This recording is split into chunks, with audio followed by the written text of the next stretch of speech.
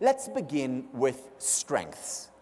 We'll talk about what the average does or thinks about strength and what those top leaders do and how they approach strength.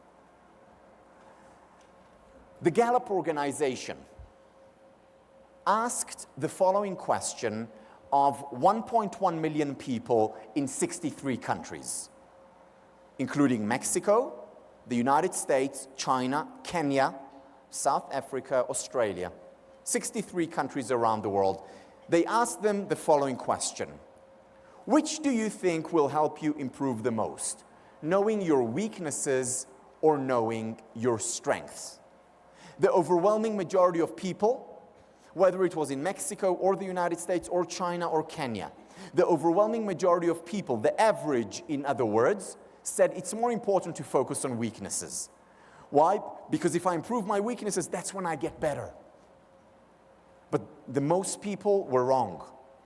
The minority, the best, not the average, but the best, said it's more important to focus on strength. But you know, this is just a correlation.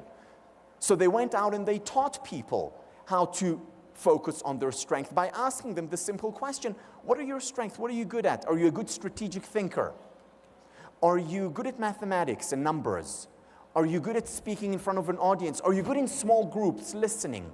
What are your strengths as a leader, as a manager? And those people who were asked this question actually became better leaders, more successful. There was a second question that was asked around strength, and that was, at work, do you have the opportunity to do what you do best every day? Not all day, but on a regular basis. Do you get to exercise your strength regularly?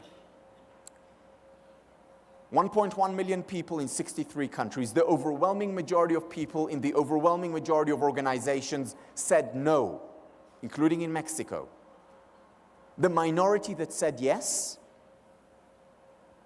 they were part of the best organizations. They were part of the best business units. Now again, this is just a correlation. So they got managers like you to start asking themselves, first of all, what are my strengths? How can I help my employees exercise their strength on a regular basis?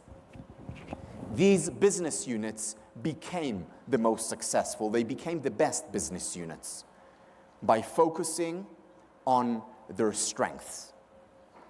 So going back to our master of management, Peter Drucker, he says, only when you operate from strength can you achieve true excellence. One cannot build performance on weaknesses.